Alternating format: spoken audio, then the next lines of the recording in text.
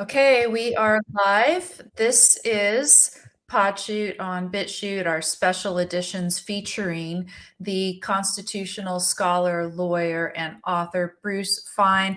Bruce, you thought you would be rid of me for another month or so, and yet after we last spoke, particularly focusing on the Trump guilty verdict in the so-called hush money case, there have been developments, and in particular, an esteemed Yale law professor, Jed Rubenfeld, has released what he calls a roadmap for the Trump legal team on appeal. He apparently believes that there are viable arguments, particularly constitutional based arguments, that Trump can make on appeal. And I was hoping that you could share with us what your opinion was of his prospects generally, but also in particular this roadmap that Professor Rubenfeld has laid out. Yes. Well, thank you. Thank you, Amy.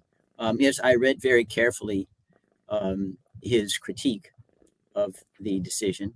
But I really think, Amy, it's fatuous. I think he's living in fantasy land. And I think it deserves some kind of background for the audience.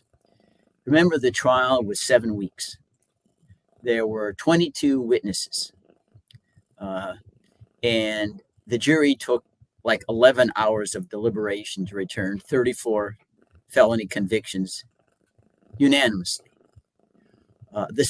First of all, the standard for reversal on appeal is whether there is a, quote, significant probability that if the error was not made, the jury would have come to a different verdict, okay? Right. It's not just you find an error, you overturn the verdict. A significant probability that the error would have altered the verdict of the jury. Now, the Yale professor doesn't address that standard whatsoever. He just assumes if you find any error, it's reversal, which is clearly erroneous. I don't think it's conclusive, but it's hard to imagine a jury returning a verdict so quickly after 7 weeks and Trump deciding himself not to take the witness stand, not to dispute any of the very, very disparaging testimony about his character, etc., would come to a different verdict.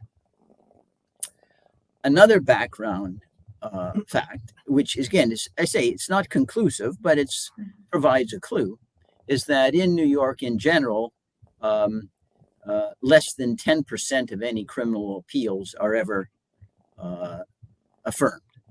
That is, the convictions are approved in over 90% of the cases. Now, that doesn't mean Trump can't win. I mean, there are exceptions to the rule. This could fall into that category. But with that background, let's discuss the 3 particular points that the Yale professor highlighted. One, he said selective prosecution. That, in my judgment, is a clear loser. The United States Supreme Court has never, ever accepted selective prosecution as a constitutional violation unless the defendant was singled out because of his race or religion. That goes back to a case called Yikwo versus Hopkins, when there's very, very great anti-Asian sentiment on the West Coast, and Chinese Americans were singled out for enforcing certain prohibitions on wooden laundries, if you will. The court said, no, you just can't prosecute them because Chinese Americans and whites doing the same thing, and you're not prosecuting.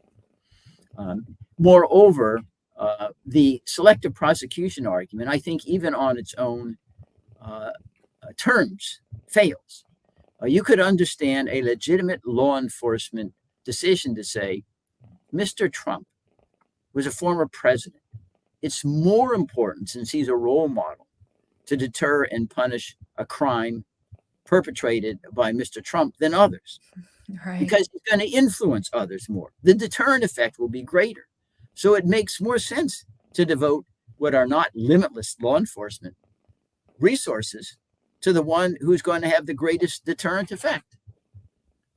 After all, he was entrusted with faithfully executing the laws, not sabotaging them. So I don't think this argument of selective prosecution makes much headway, if at all. And moreover, If it was selective, you would ordinarily think, well, there probably was a little shaky case, right? But when the jury returns the verdict in 11 hours after 7 weeks of trial, one of the reasons why the prosecutors say we fingered out the case, because the evidence was so overwhelming. The other cases were less convincing. But that's just one. He had three arguments. The second argument he made is, well, that the indictment was defective because it didn't identify all of the elements of the crime with sufficient specificity. And here, again, if the audience can indulge me being a lawyer, and I know you shouldn't have to be a lawyer to understand this statement, that a defendant is entitled to fair warning. You have to describe the elements of the crime so he knows how to defend himself. Right. And but the state decides, what elements should constitute a crime, and it doesn't have to be uniform throughout all of the 50 states. States can choose, to make selling liquor on a weekday illegal, and some would say no, it's not. And New York decided that it would punish as a felony the creation of a fraudulent or false business record, not just in isolation, but with the intent or hope of evading another law. Sort of compound, you might say, the criminal mind, criminal intent here. And I underscore, it was with the intent of violating another law, whether it in fact succeeded or not. And that is what New York charged Mr. Trump, which he knew, and all of us on this program should know, was creating fraudulent business records, namely identifying as legal expenses, which the person who paid the expenses, Michael Cohen, his lawyer, said, they're not legal expenses. I did no legal work for $130,000. I gave the money to Stormy Daniels, a porn star, to purchase her silence about having an affair with Donald Trump, because he was worried that he would lose the women's votes if that disclosure came on the heels of the Hollywood Access tape where he boasted about grabbing women's genitals, a rather vile statement. But anyway, he could lose a lot of support. So anyway, that was the theory of the case. I don't know what's so complicated about it. I think everyone on the show could understand that. So I'm looking at the write-up on Gateway Pundit, and he says that the indictment failed to specify the second crime that he was allegedly concealing, is the way that he put it. But you're saying, of course, that all he had to show there was an intent to conceal, there was a second crime. Okay, and it is true the indictment didn't, but obviously when the indictment came to the trial, the evidence was put forth, and Mr. Trump knew it, that the intent was to violate the federal election law because this $130,000 campaign contribution wasn't reported, and to defraud the IRS because a proper legal expense is deductible. Paying off a porn star is not a deductible legal expense. I think, Amy, it would be useful to think about this idea of specificity with this example. Suppose that you are charged, I am charged, somebody in the audience is charged with attempted murder. But it doesn't say you attempted the murder with a gun, with poison, or an axe. And so comes to the trial, and there's proof that all three may have been used in the attempted murder. An axe, poison, a gun. Could have shot at the victim and missed. It still satisfies due process. The U.S. Supreme Court has held unanimity and specificity doesn't mean you have to agree on all the underlying brute facts. If you prove the element of the crime, whether there's disagreement on how that element happened, it still satisfies unanimity and due process. So the burden was on the government to prove beyond a reasonable doubt that the intent of Mr. Trump, orchestrating the payment of the $130,000 as legal expense to the porn star, Stormy Daniels, was to evade the Federal Election Commission rules on contributions and disclosure, or the IRS rules on paying proper taxes. I don't know and didn't feel that The defense lawyer said, well, we don't know how to defend against the case. I mean, their argument was, hey, this is what every president tries to win an election here, and therefore there was nothing wrong with this. But it wasn't an argument, we don't even know what we're defending against. And remember, even though in the abstract you might say the indictment looked vague, you can only challenge generally an indictment or statute as applied to your case, not how it might be applied in other cases. And in this case, I don't think that Mr. Trump and his lawyers were at all mystified by what the theory of the prosecution was. Then the last. I mean, so I've heard, Vivek Ramaswamy, for example, he made a big deal about the fact that nobody has actually explained the crime, et cetera, et cetera. But your view is that the indictment, even if it didn't exactly name the particular crime that he was concealing or attempted concealing, that there were enough facts alleged that would have constituted the elements of the particular crime that was brought out in the trial, that they had plenty of notice as to what they were supposed to be defending during the trial itself. That's right, Amy. And I want to underscore, a state has the right to decide what elements it wants to make a crime. Right. Now, unless you're arguing that the statute itself is unconstitutional. For example, if a state says, if you criticize our governor, it's a crime, it violates the First Amendment, right? Mm-hmm. But it was not challenged. The statute, the New York statute, wasn't said to be unconstitutional on its face because it punished free speech. So if the state says, if you develop a fraudulent business record and your state of mind is to try to evade another law, whatever that other law is, that's a crime. Now, it's up to New York to decide whether they want to say the other law has to be an election law, a tax law, a law against polluting the environment or whatever, okay? But here, New York decided it didn't want to do that. It wanted a more catch-all program, but it's still leaving the burden on the prosecution to show that intent. You still was intending to violate one or more other laws. And that's sufficient to satisfy the Constitution and fair warning. The third argument that is made is basically a variation of the second one, is there wasn't jury unanimity because they didn't all agree necessarily as to what law it was that Mr. Trump violated in addition to the fraudulent business practice. But I say it didn't have to under the way New York defined the statute. It goes back to the attempted murder. If I can prove attempted murder, whether or not the jury, only part of some of the jurors think I attempted murder by poison, others think I attempted murder by a gun, others by an axe, I'm still guilty. You don't have to get to that granular level. So in my view, the likelihood of any success on appeal is exceptionally remote. Let me bring up another element, Amy, that goes outside what the Yale professor spoke about. Judges are human beings. Trump from the beginning has openly and notoriously accused the judicial branch, including the New York judicial system and the judge. You're engaged in a witch hunt. You hate me.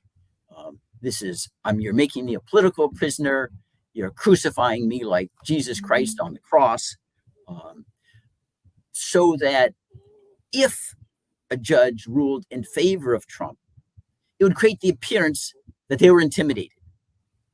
They backed down.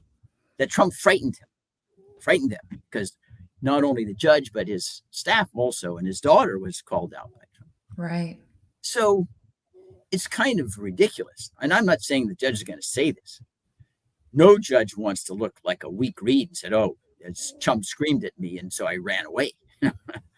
So by Trump being so vitriolic against the judicial system, he's stacking the decks against him. The judge doesn't have to say that, but they're not idiots. They've been in the public limelight. They're going to say, what does it look like? Okay, now we back down. Trump's standing, screaming and yelling every day at us. And it looks like, okay, we ran away from our jobs. So what he's doing is making it more difficult in the rare instance to get the conviction reversed than less difficult. Instead of saying, I trust the judicial process. I know they'll do the right thing. They're sincere, and I accept the outcome. He does the opposite, which all more fortifies me in my strong belief that there will be no reversal. But say we're still dealing with humans, and I can be wrong. But anyway, I've given the arguments why I think the Yale professor is off base. Okay. And so we've got next again in the timeline, the sentencing before the appeal is going to take place, right? Yeah, July 11th is the sentencing. Just yesterday, I believe, or the day before, the probation officer, I believe, interviewed Mr. Trump.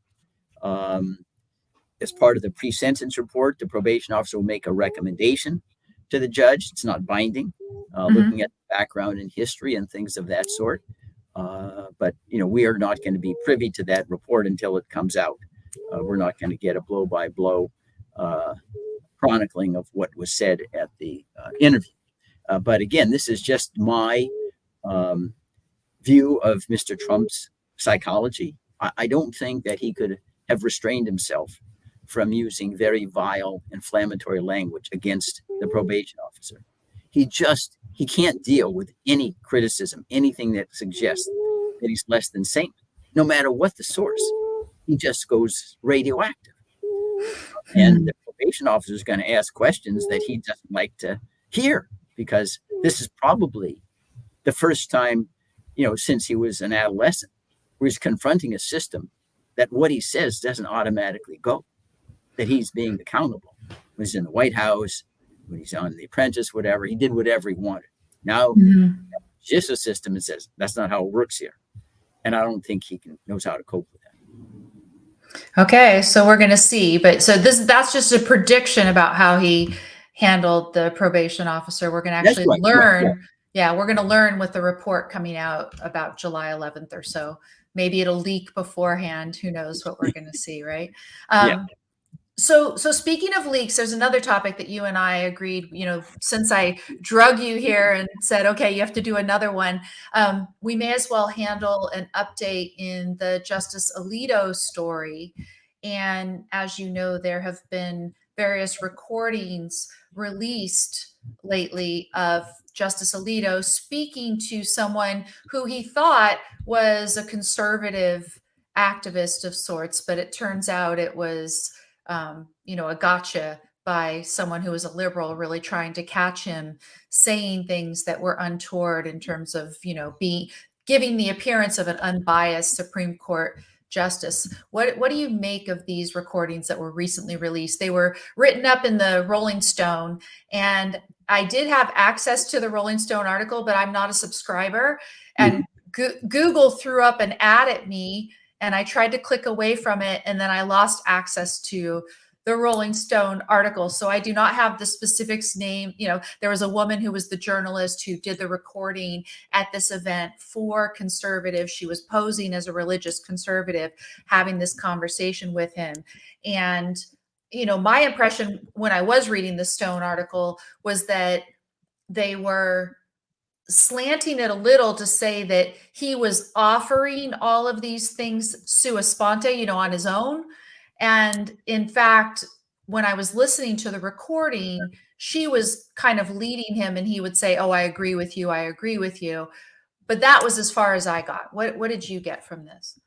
Yes, Amy, if you read the Washington Post and New York Times today, they have very, very fulsome stories on the recording. Okay. Based upon the Rolling Stone article. I'll have to go check those out now. First, just some maybe color background. If you look at my background to my right, this is where the Supreme Court Historical Society meets. When the Supreme Court was initially established, it didn't have the magnificent building that you now see on First Street Northeast, adjacent to the Library of Congress. It sat in the basement of the Senate gallery. Oh, wow. And that is where the Supreme Court Historical Society meets. Anybody can become a member if you pay $150 and you display an interest in the Supreme Court, and they have annual dinners, and the justices are there. They raise a little bit of money, and then they say whatever they want to say. I think they should be alert that there's nothing necessarily confidential. They don't go in ordinary parlance. When you speak to a reporter and you want to make certain that what you say is not repeated, you use the word, this is off the record, right? You can't reference. Now, that's common. Everybody knows that in Washington, D.C. I know it, you know it, justices know it, everybody knows. The journalists know it, that's just what the rules of the road are. So if you're saying something that you don't want repeated, you say, this is off the record. To anybody, really, who potential journalist, and today anybody's a potential journalist, right? With social media, post anywhere.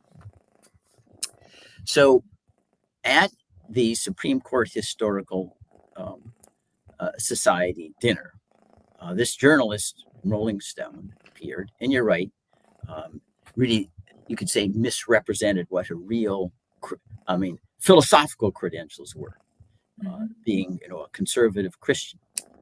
And she encountered both Justice Samuel Alito and Chief Justice John Roberts and asked them questions that were similar. It wasn't just Justice Alito. And all I can say is, being in Washington a long time, if I was in their position, I'd say, no, I don't make extrajudicial comments. What I say that counts is what I write and say in the Supreme Court during oral argument. Because since it's commonplace, justice requires the appearance of justice. I know it sounds misogynist to say you need to be like Caesar's wife, above suspicion, but you can't refer to Caesar's wife anymore because we got a Me Too era. That it's very apparent that appearances count a lot, especially when the country is more polarized than in the past, and decisions of the Supreme Court are quite controversial and create a lot of controversy in the public domain. Most recently, for example, the overruling of Roe v. Wade and Planned Parenthood and Casey in the Dobbs decision. So there was, in this environment, and I've been this Supreme Court Historical Society session, not to the dinners. I go there for intellect, not the intellectual. I don't go for feasts. I go there to listen. It is not at all a coercive environment. It's pretty relaxed, and the journalist asked Samuel Alito, you might call loaded questions. She clearly had an agenda, but so what? Journalists have agendas. What else is new, and was designed to try to elicit answers that would show a bias or, a political slant, if you will, a partisan slant on affairs that might infect his interpretation of the Constitution. Asking, don't you think we're getting God out of the culture, and we're really faced between good and evil, and you can't compromise between good and evil, because there's such fundamental differences, and there's going to be a battle of Armageddon, and either the good guys or the bad guys are going to win. We can't cohabitate like this forever. And by and large, I think, and I'm simplifying things, I would urge all of the viewers of this program, you can read the interview notes themselves on the paper, but I don't want to bore everyone and go through every word. But the gist of Justice Alito's remarks were, I do agree that we just need to we need to have more Christianity, in our culture and respect. And yes, there really is very hard to find a way to compromise between these two views of the world. And he worries about our culture. Now, I think parallel to Justice Alito's comments, the journalist asked very similar questions of John Roberts. Are you leading, isn't the Supreme Court, shouldn't we lead the culture into higher morality? And are you worried, that the country's going the wrong way? And the Chief Justice basically said, that's not my job. Right. He just said, you know what, you didn't. I wasn't appointed. You didn't appoint me to be the moral leader. You appointed me to decide cases, and that's what I decide: Supreme Court cases. And I do think that juxtaposition. Although I will tell you personally, even if I was the Chief Justice, say I've got no comment. I said my work is on the bench, what I write and what I say in the oral argument. That's it. I don't make any other comments. Not because I don't have other views, but appearances count, especially Yes. now. And therefore, sorry. But for what we've kind of lost that tradition. And I'm saying it's not just Chief Justice and Alito. I mean, justices now, they all go out and they make speeches at universities, at ceremonies, they write books and all sorts of other things that give what I call extrajudicial insights into their mind. Mm-hmm. I just think that's wrong, that you need to be like the Immaculate Conception. And if you don't want to be a justice and live that life, then don't be a justice, because that's the price of the appearance of impartiality. But anyway, that's what happened. And this has now been published. We don't know because it's so recent, it's in today's newspapers, what the pushback is going to be with regard to asking Justice Alito to recuse himself. It's true that he didn't make any comment with regard to a particular case. The journalist didn't ask, well, how are you going to rule on Trump's immunity case? Sure. Or Yeah. his obstruction case? Or on how you're going to rule on the medical abortion case? And nothing like that. The closest he got was she mentioned the word winning, and whenever you think of winning, you always think of Trump. But yeah, I mean, right. We were winners and losers, things like that. Mm-hmm. But that's pretty broad. But my objection again is not to why do you make any remark at all that could, other than I root for the Boston Red Sox, not the New York Yankees, or some innocuous comment, or I like tulips rather than daisies, or things like that. But anything at all that could be misinterpreted in a political, partisan way, you just don't say anything. And in this day and age, almost anything you say can be taken out of context and will be taken out of context. And you don't be naive. We know you can be taken out of context. It happens all the time. Social media does that. It's even going to be more of a problem with AI. They can take everything out of context because most meaning comes from context, and a word in one context can mean the opposite if you put it in a different context. Right. And we're not dealing with ingenues, Mr. Smith goes to Washington. These justices have been around a long time, Amy. Mm-hmm. I'm basically a contemporary of theirs. I knew them. It's the Justice Department and otherwise. They're very smart people. Why would you do this? Now, there's another element, too, and it's parallel and it's a little bit different, but it also goes to the problem, I believe, of appearances. And that is this week also, Justice Clarence Thomas revealed that he took, a billionaire, Harlan Crow, who flew and enjoyed probably vacations worth hundreds of thousands of dollars, private jets, to Bali, Indonesia, Bohemian Grove out in San Francisco. This is where, the elite, the billionaires meet the billionaires, right? Harlan Crow is a real estate mogul in Texas. He doesn't read and write philosophy and engage in discussions about, doctrines of original intent and whether the Chevron doctrine is well versed or not, or things of that sort. So you ask him, well, what's his ulterior motive?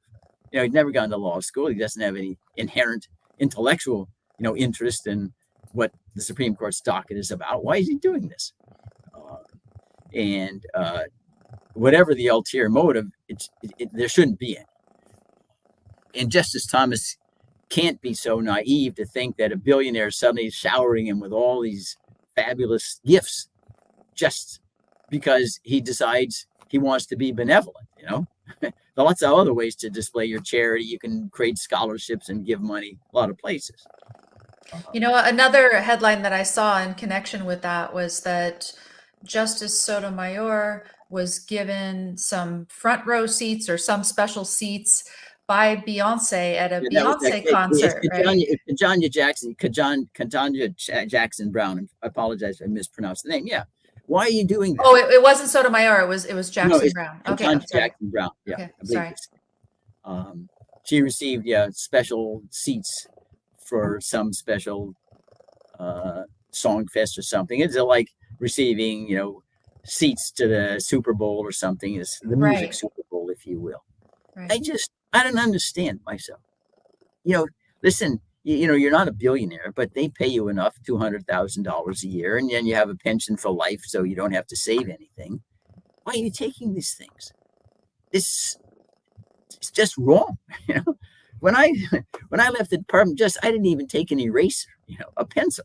It belonged to the government. I don't know any of this stuff. Um, and you could think that it's trivial, but it's not. Um, and even though the story is apocryphal, I think it's the problem is illustrated in creating, I think, public unrest, disenchantment by the probably the apocryphal story about Marie Antoinette saying to the Parisian sans culotte, "We'll let them eat cake if they don't have bread." It just Mhm. it just creates a callousness. Then you say, "Well, why? Wait a minute, who the heck are you?" You know, it creates a disenchantment, and we need public confidence in the leaders in government that they understand you, that they don't feel that they live in some ethereal heaven and you're kind of below them. Listen, we're all human beings. In the eyes of the Constitution, we all got one vote. We all are equal. Equal justice under law is the enshrined in the United States Supreme Court. So you have to be careful about these things Right. because your impact at that level of leadership is very, very strong and powerful. So we don't want to we don't want to have the humor like the Marie Antoinette. Let them eat cake. I mean, come on, no. We have to treat other citizens with equal dignity. We can disagree with them. We think you're wrong-headed, but you're a citizen. Comply with the law. Hey, you have your rights, and we can debate and we vote, and the majority wins from time to time. The Constitution wins, but we don't disrespect anybody else. Um, and that's what I find so troubling about it. And I think Justice Thomas has taken more gifts than the others, but the others have done similar things as well. I think they're all wrong. Um, Yeah, and with respect to his remarks, you thought that Roberts, even though he was much more proper in his response to this journalist who was posing as an activist there, um, he nonetheless went further than you would have gone personally, yeah. and even he was in danger of giving some sort of appearance of bias. Well, I don't know what appearance of bias. Why are you voicing extradition? I mean, I don't know what you call it bias. When he says, I'm not supposed to be a moral leader, that's an indication that he's going to be deferential. But why should you say that in public? That's what you do and say when you write an opinion. Right. We have oral argument, you have the adversary there, there's due process, and then you write it down. Okay, I don't mind writing that down in opinion. I wasn't appointed to be the moral leader of the country. Why are you saying that in a public forum? Just said he should just say in a very kind way, well, I appreciate your interest, but I'm the Chief Justice of the United States, and it's just not proper for me, to even respond to those questions. Not because I disrespect you, but it's very important for the public to have confidence that I don't have preconceptions, and when any case comes before me, I'm open to both sides. And you would apply this, again, you wouldn't have them giving speeches even on legal topics in the abstract and et cetera. You would go that far if you had I would the I would choice. go that Okay. far. You Okay. you have a platform. It's called writing opinions. You can write concurrences. You can write dissents. You can Mhm. write partial this or partial that. That comes after an adversary process. Everybody has access to it. The same time, the same place. You and me. It's posted on the internet. You can look at it. It's not like you're muzzling them so that they don't have a chance, to express their views and influence the country. I mean, some of the most profound steps forward in free speech were written by Justices Oliver Wendell Holmes and Louis Brandeis in dissent. And they're powerful philosophical speeches. Schenck versus United States, Whitney versus California. I don't want to bore the audience with the case name. Mhm. But you write it when you're a justice, you write whatever you want, stick in there. Now, would So you apply this to all levels, though? So I understand Supreme Court justices have such a wide variety of cases on so many different subjects about which they can write opinions. As you say, they have that platform. But would you apply it to all levels of the judiciary? I could think, for example, of a bankruptcy judge. Perhaps a bankruptcy judge shouldn't speak extrajudicially about anything having to do with bankruptcy, but could go and give speeches on other topics or et cetera, right? Well, I think there's a little difference with regard to the lower court judges, and that is they're bound, and the U.S. Supreme Court has told them, you can never overrule or disagree with what we've already told you the law in this area is. You have to comply with it whether you like it or not. If we want to reverse it, we can. So their wiggle room, if you will, their discretion is far more circumscribed in coming out with an opinion in the U.S. Supreme Court. They can overrule any precedent they feel at any time. So I would be less worried about that. And I do believe that in terms of the country and everything, Amy, in life is matters of degree. Public confidence in the Supreme Court is a lot more important than public confidence in the bankruptcy judge. I don't want to disdain bankruptcy judges, but we're not going to fly apart the bankruptcy judges. Some of them could become corrupt, create anguish. But the U.S. Supreme Court is different. Okay. So different for different levels. And what is your prediction about how this is going to go? Obviously, New York Times and Washington Post deciding to feature this story means that there's going to be more pressure to have Alito recuse himself, as you say. Do you think he's going to? Do you think there's going to be pressure coming from additional sectors now, maybe in the government itself, that's going to cause this to happen? What do you think? The Congress has shown itself, and really the only way you can really force a change here is through impeachment, saying this goes beyond the pale. Congress is not going to do that. They're a very craven institution. So this is what I think is going to happen. We'll get further letters of Congress deploring XYZ, but Alito is not going to recuse himself. I believe that if he could follow his own precedent in the flag issue, where his wife flying these two flags, upside down flag and appeal to heaven flag, which had partisan political connotations, and didn't cause them to recuse, even though, as I kept stressing, if they were innocuous, why did you ever take the flags down? Why aren't they still flying right now? If you didn't think there was a problem, they should still be there. And you should defend them, say, this is just my wife exercising her free speech rights. You must have thought there was a problem. Why didn't you keep them up? But I don't think that this is going to result in any recusal. Now, you don't know how the publicity works, internally on the justice. It could actually have an opposite effect. And now Alito may feel more reluctant, to cast a vote in favor of Trump or so-called conservative caucus, because that looks like, now he's already shown beforehand he's got these preconceptions and he's not open to argument based upon the text of the Constitution or otherwise. But my view is that it will blow over and it will not remain a story other than the history books. Congress won't do anything, and the justices are not inclined to please each other, and it's just unfortunate. The court has survived other disasters, Dred Scott and Sanford, and Schechter Poultry, and other decisions that caused great consternation. And I think it will survive this one too, but it's surely not going to be healthy for the country. I've heard in recent years, that there's been a push maybe to pack the court in certain ways, add additional justices. Do you think this will add fuel to efforts like that? I think you may have some voices. I don't think it's going to succeed, Amy. We've had 9 justices since 1869. And it hasn't been altered. Even when Franklin Roosevelt had the most decisive victory then in the history of the presidency in 1936, it was his Democratic Party who said, no, we're not enlarging the court to 15, so you can pack it with 6 of your New Deal friends and then have Supreme Court decisions overruled. In fact, it didn't even come to a vote in the Senate. it got so shellacked. So I think the American people still understand that despite its flaws, that the Supreme Court is an invaluable asset and check on the other branches, even if it stumbles from time to time. And I would agree. I critique the Supreme Court all the time, but if I have to choose between the Supreme Court and Congress and the executive as honorable and principled, the Supreme Court wins hands down, despite its imperfections.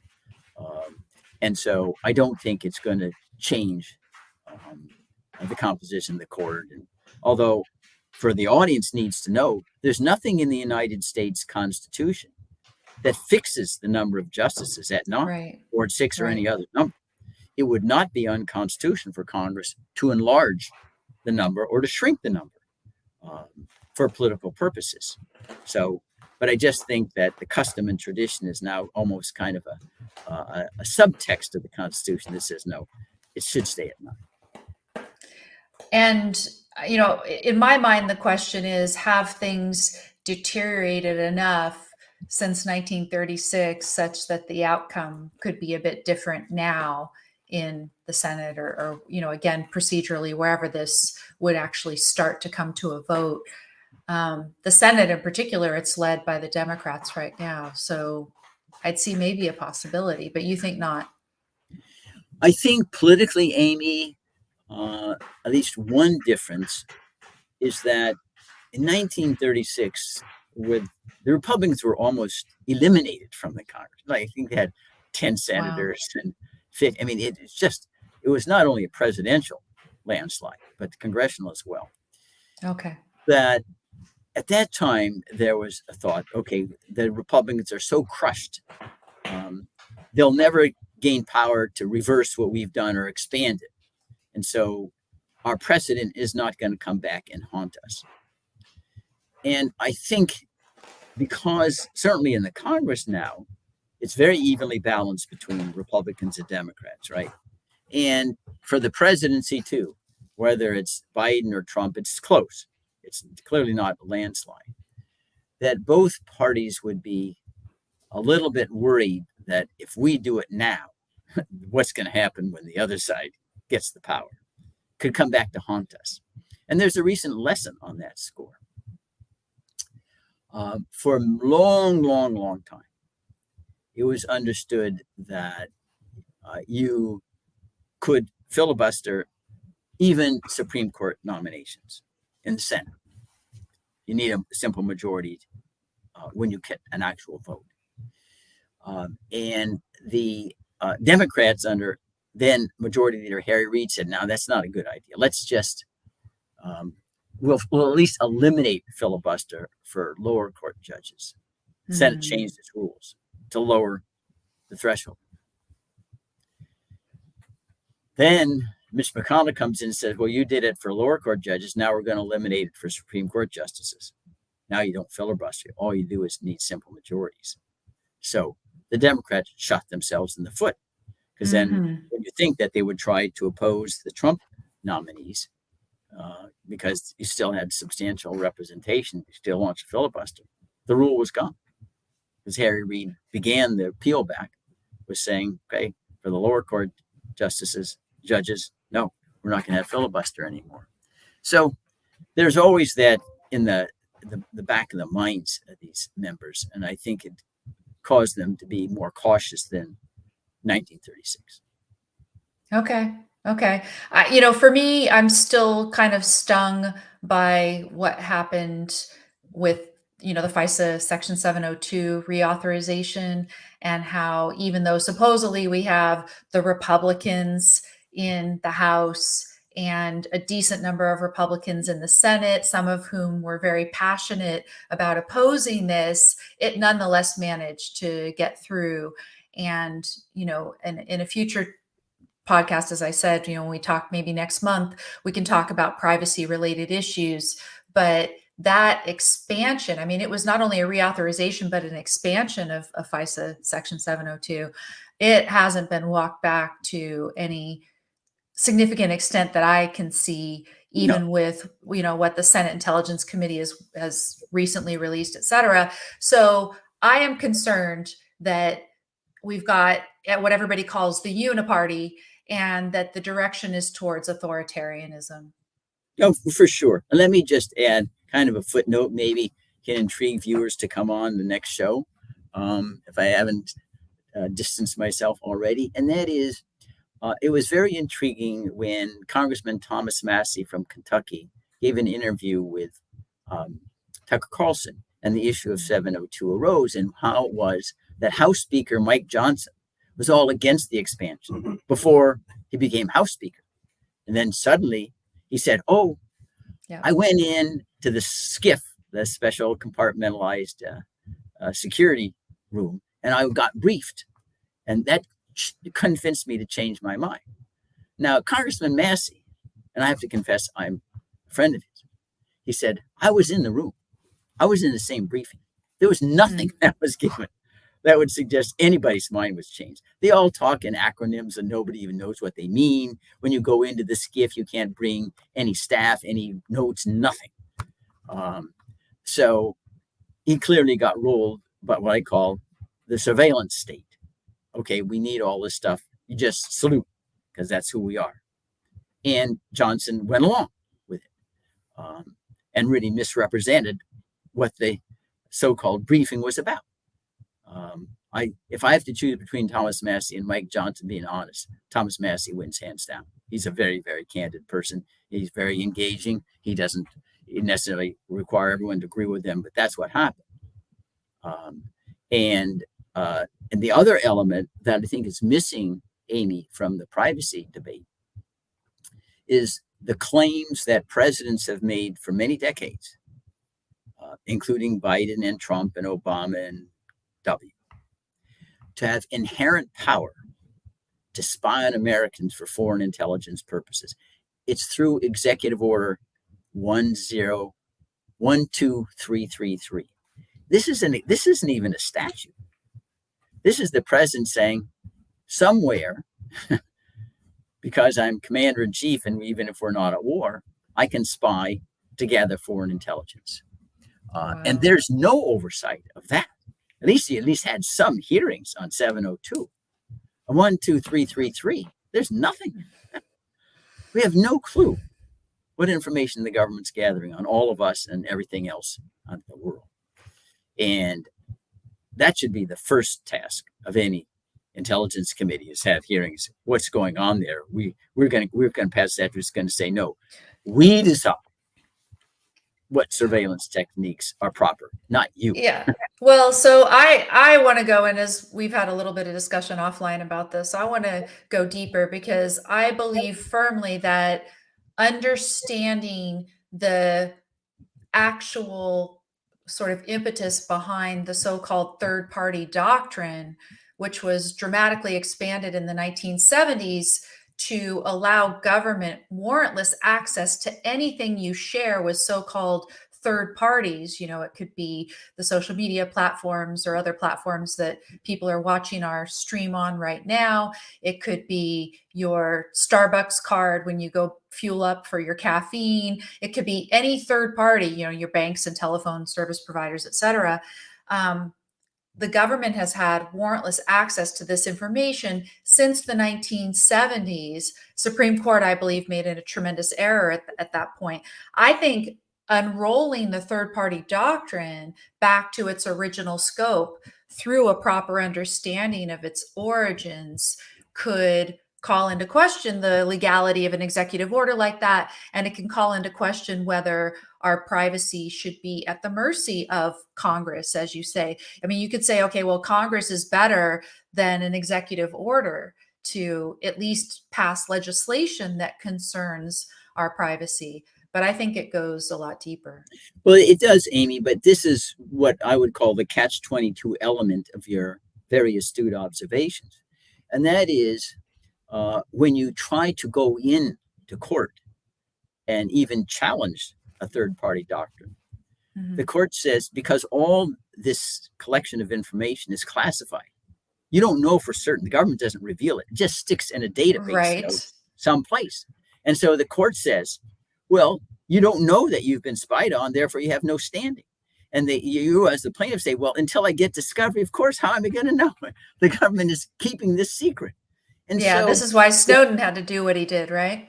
yeah. And so this is why it becomes very, very difficult to get the judiciary involved, because they develop these systems, and it's a state secret as to why they intercepted your conversation, and therefore the state secrets doctrine protects the government from violating your Fourth Amendment rights and suffering any consequences from it. And these are standing decisions upheld by the U.S. Supreme Court, a famous case called Amnesty International versus Clapper, which involved some journalists said, well, we're getting inhibitions from sources abroad who don't want to call us because they think all of these conversations are going to be intercepted without warrants.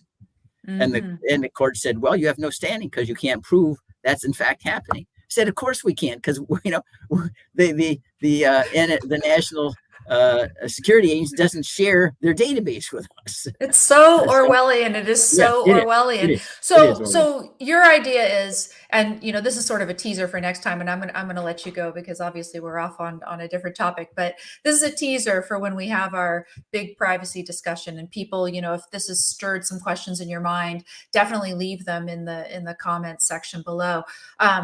But so your view is that we need to reform things like this about what is classified and what isn't, and what is a state secret and what isn't, through legislation, so that we can actually have standing to get to the fundamental issues. Is that the path? Yeah, exactly. And it's been Okay. done in the past. I mean, it used to be under the Freedom of Information Act, anything that the government classified was automatically shielded from public access under the Freedom of Information Act. And Congress Right. changed the statute, said no, judges have to review the classification to see whether it's warranted or not.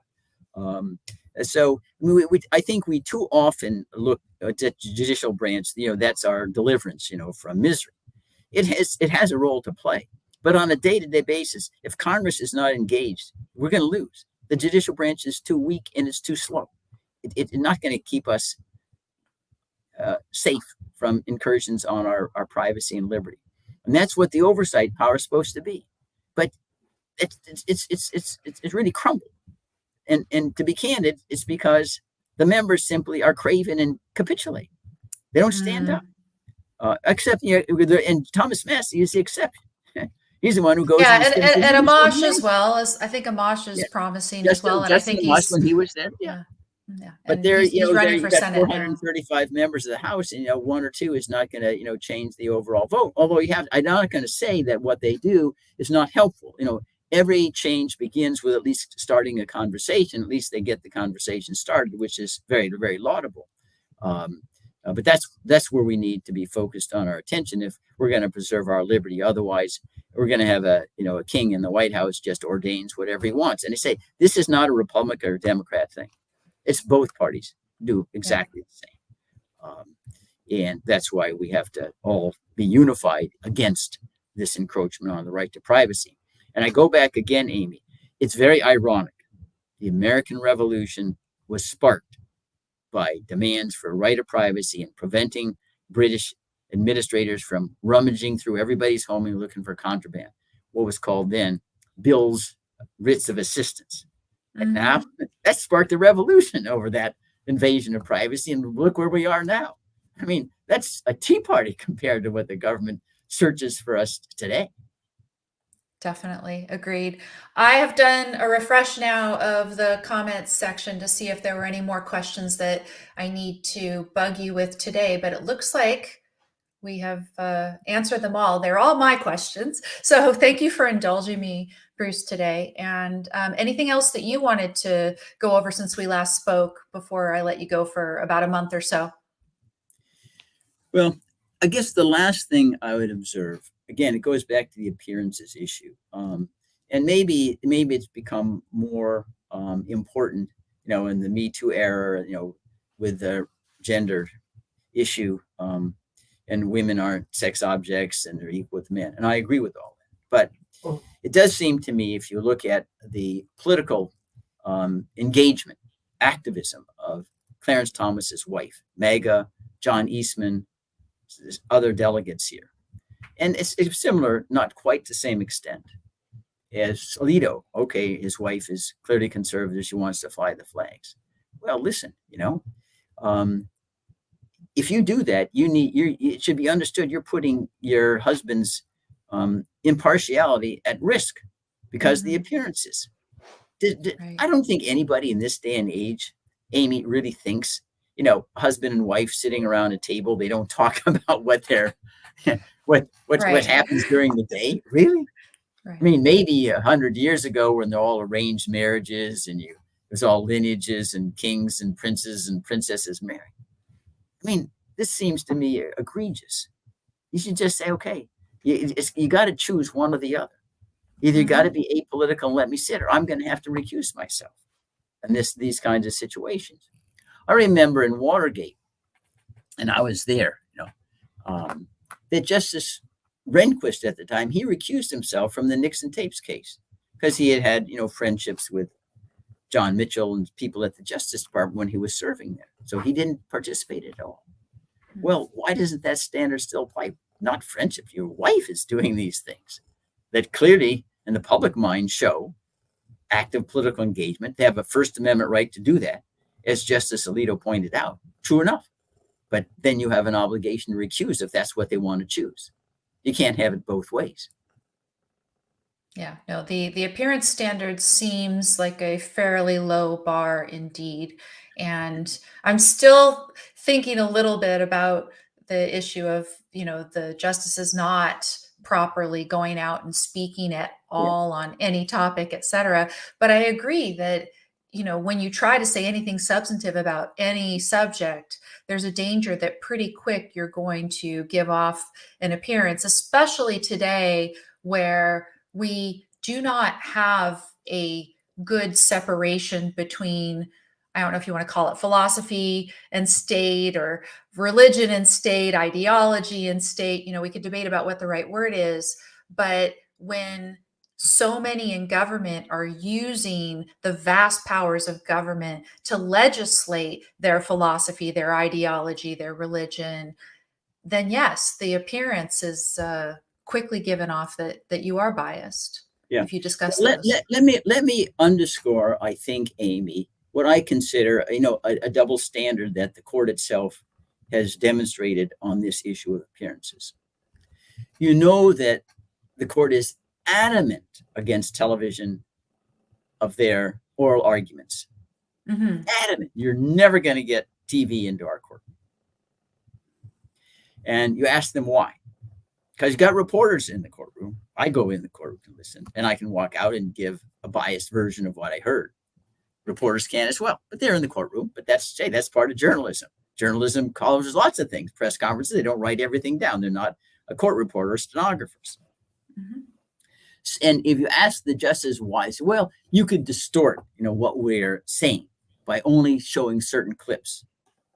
Okay, so when it comes to TV in the courtroom, they're very, very concerned about appearances. Hey, you could misrepresent X, Y, Z. But wait a minute, when you go out and make a speech, the same thing is true. When you go out and make a speech, or you say, you can't have any cameras, no radio, nothing. No, you can't control that. That would be viewed as First Amendment censorship. You show up and say, you kick out the Fox and you kick out MSNBC and everybody else. And that's exactly the problem that is created. It's more vulnerable in the digital age with AI to believe that you're speaking, outside the courtroom in a way that's going to be distorted and create an appearance of bias than it was before AI. And, unless you've been in Rip Van Winkle's slumber, how can you not know that? Right. Okay, fair enough. So I think we'll draw a line and leave it right there. And I look forward, Bruce, to speaking with you next month. Okay. Thanks, Amy. Take care, everybody. All right. Thanks, all viewers.